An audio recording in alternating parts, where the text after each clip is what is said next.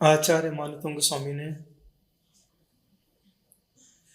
26 number काव्य के माध्यम से दिग्वंदन किया। चारों दिशाओं में जिनेंद्र भगवान को प्रणाम किया। 27 नंबर काव्य के माध्यम से प्रभु को कौन प्रणाम करता है और कौन प्रभु को देख के किनारा करता है, भव्य कौन है, अभव्य कौन है, धर्म के पीछे कौन भागता है और धर्म से मुंह कौन छिपाता है, यह बात 27 नंबर काव्य के माध्यम से बताई जा रही है। आचार्य मानतुंग स्वामी ने इस पंचम काल में बुरी नजर से बचाने के लिए, मिथ्यात्व से बचाने के लिए किस प्रकार से इस काव्य का सृजन किया है, देखिए पूरे मनोयोग के साथ। को विस्मयोत्र यदि नाम गुणई रशीषैस, जो आधा सा त्वम के साथ है वो शय के साथ जुड़ जाएगा। फिर एक बार, को विस्मयोत्र यदि नाम गुणै रशेषैस् त्वं संश्रितो निरवकाश तया मुनीश, त्वं संश्रितो निरवकाश तया मुनीश। दोषै रूपात् विविधाश्रय जात गर्वहि, दोषै रूपात् विविधाश्रय जात गर्वहि।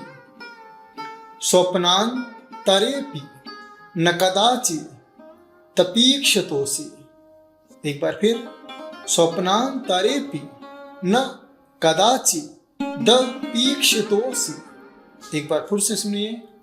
को विस्मयोत्र यदि नाम गुणै रशेषैस् त्वं संश्रितो निरवकाश तया मुनीश, दोषै रूपात् विविधाश्रय जात गर्वै।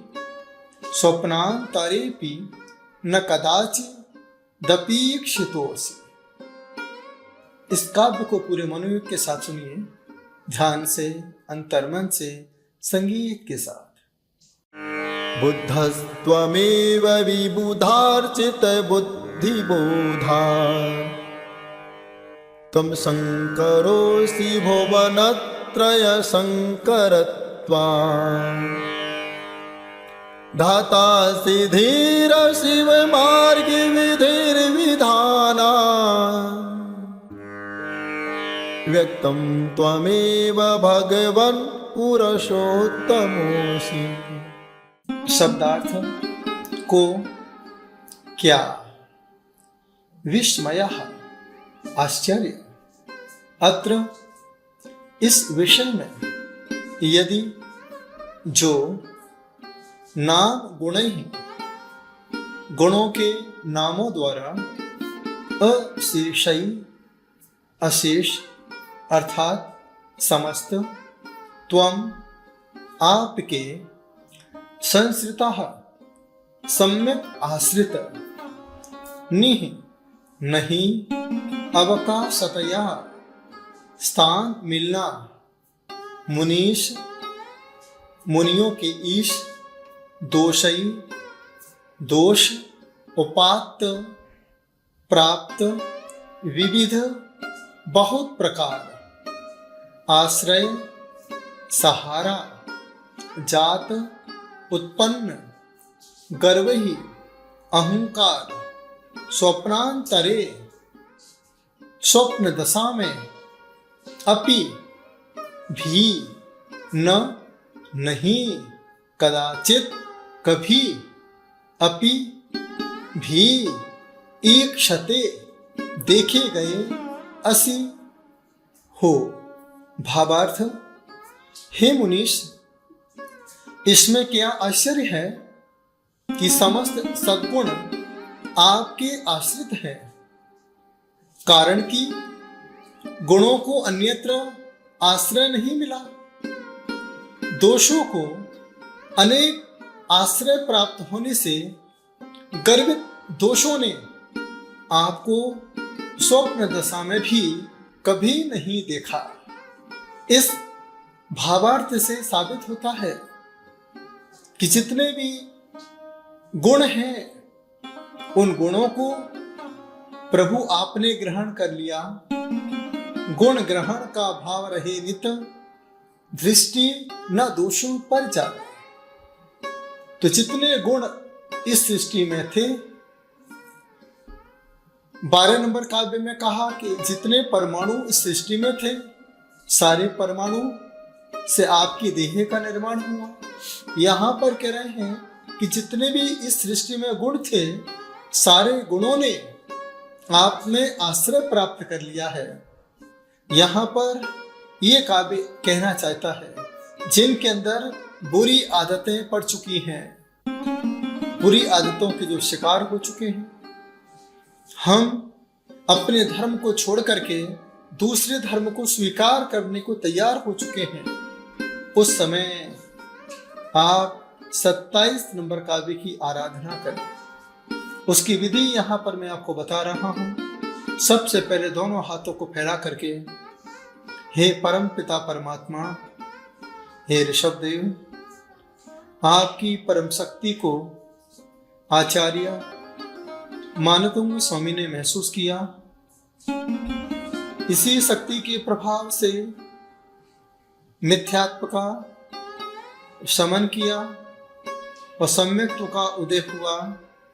हे परम पिता परमात्मा, मैं आचार्य मानतुंग स्वामी के इस भक्तामर के एक एक काव्य पर श्रद्धान करता हूँ। इसी भावना से मैं 27 नंबर काव्य की आराधना करना चाहता हूँ, क्योंकि वह स्वप्न में भी धार्मिक क्रियाओं में रुचि नहीं रखते हैं, स्वप्न में भी उन्हें आपकी याद नहीं आती है। हे परम पिता परमात्मा, मैं चाहता हूँ कि जिस संतान ने इस कुल में जन्म लिया है, वह अपने कुल के साथ अपना जीवन यापन कर सके, मिथ्यात्व से दूर हो जाए और सम्यक्त्व के प्रति उसका मन जागरूक हो जाए, ऐसी भावना प्रेयर करते हुए, इसके बाद जो बच्चा आपकी बात नहीं सुन रहा है, आप कोरे कागज पर उसका नाम लिखते जाइए लाल पेन से और इस काव्य को पढ़ते जाइए। पहले ओम बनाइए, उसके बाद नाम लिखिए, उसके बाद स्वस्तिक बनाइए। इस तरीके से आप जितने साल का बालक है, जितने साल की बालिका है, उतने पेज पर आप नाम लिखते जाइए। नाम लिखने के बाद उस लाल पेन से लिखे हुए अक्षर पर कोयला लेकर के कोयला घुमा दीजिए और उसे बहते हुए पानी में उल्टी दिशा में छोड़ना है, जिससे उसके पैर उलट करके आपके घर की तरफ बढ़ सके।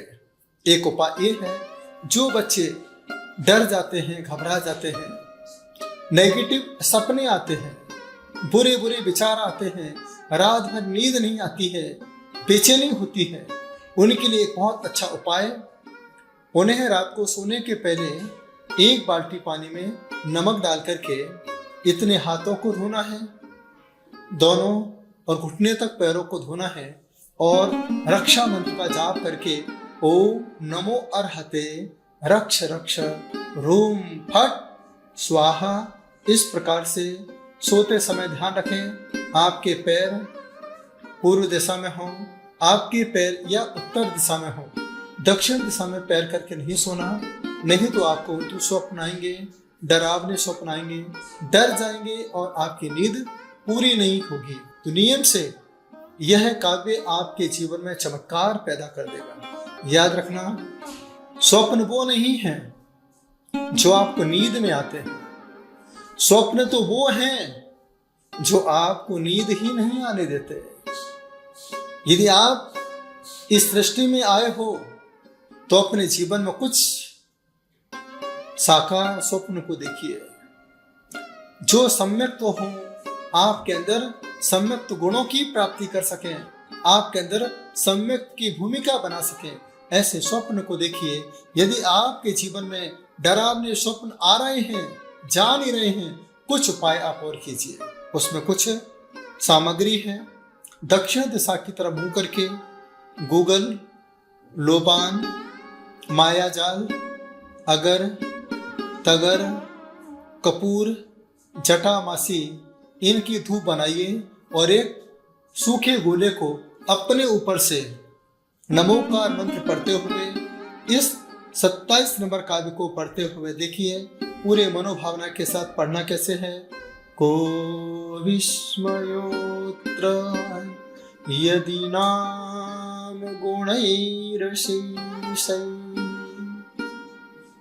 त्वं संश्रितो निरवकाश तया मुनीशा दोषैरुपात्त विविधाश्रयजातिगर्वै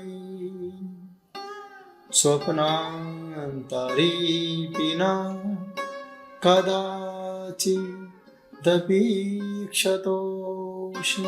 इस तरीके से अपने ऊपर से घुमाते हुए उस गोले को फोड़िए और जो हवन कुंड है उसमें डाल करके प्रेयर कीजिए, भगवान बस मुझे दोषों ने घेर लिया है, यह दोष मुझे अच्छी जगह नहीं जाने दे रहे हैं, गुणों की तरफ कदम नहीं बढ़ने दे रहे हैं।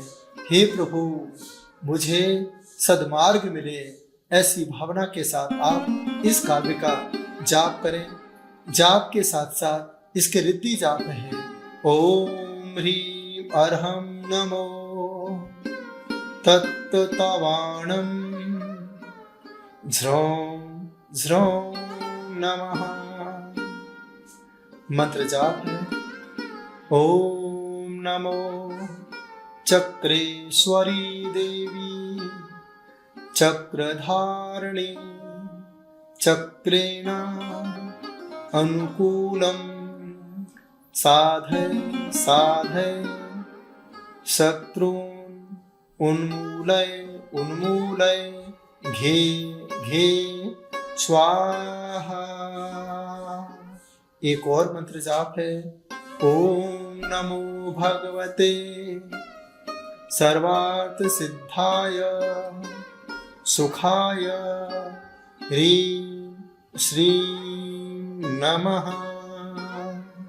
काले वस्त्र को धारण करके लाल चंदन की माला, कांसे की थाली, एक यंत्र है, इस यंत्र की स्थापना करके अभिषेक करके यदि हम इस मंत्र को 108 बार जितनी उम्र है उतने दिनों तक जपते हैं तो आपके जीवन में जो बुरी आदतें हैं, बुरी चीजें आपके संपर्क में आ चुकी हैं, वो आपसे दूर भाग जाएंगी और आपके अंदर सद्गुणों की प्राप्ति होना अपने आप प्राप्त हो जाएगी। इस काव्य के साथ आप आत्म चिंतन भी कर सकते हैं, आत्म साधना भी कर सकते हैं। जो आत्मार्थी अपने अंदर सद्गुणों की भावना को आत्मसात करना चाहते हैं वह आदि मुद्रा बना लें। इस प्रकार की मुद्रा होती है, इस प्रकार की मुद्रा बना लीजिए। इस प्रकार की मुद्रा बना करके हृदय पर स्थापित कर लीजिए। ये आदि मुद्रा है। इस आदि मुद्रा से आपके खर्राटे कम हो जाएंगे। आज के समय लोग सोते तो हैं गहरी नींदों में, लेकिन दूसरों की नींद उड़ा देते हैं। इसके लिए आप ये आदि मुद्रा बना करके इस तरीके से मुद्रा बनाइए और 27 नंबर काव्य को 27 बार पढ़िए रात को सोने के पहले। इसके बाद आपको करना क्या है, गले पर स्ट्रेस देना है।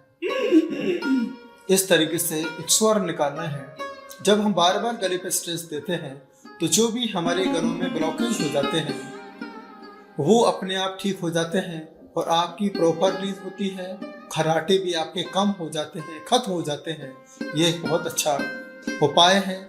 इसके बाद हृदय से संबंधित परेशानी, खून से संबंधित परेशानी, आपके अंदर आलस भरा हुआ है, आलस नहीं जाता, बार बार आपका सोने का मन करता है तो आप सुप्त पवन मुक्तासन लगा करके आप ध्यान करें, चिंतन करें और इस आसन के साथ इस काव्य को आत्मसात करते रहें। धीरे धीरे अवगुण समाप्त हो रहे हैं, गुण ग्रहण का भाव रहित, दृष्टि न दोषों पर जावे। सभी दोष आपके संपर्क में तो आ रहे हैं, लेकिन प्रभु के ध्यान के प्रभाव से वह दोष आपसे दूर हो रहे हैं। मैं सद्गुणी हूं, मैं गुणवान हूं, क्योंकि मैंने गुण ग्रहण का भाव रखा है। ऐसे भावों को ध्यान में लगाते जाइए।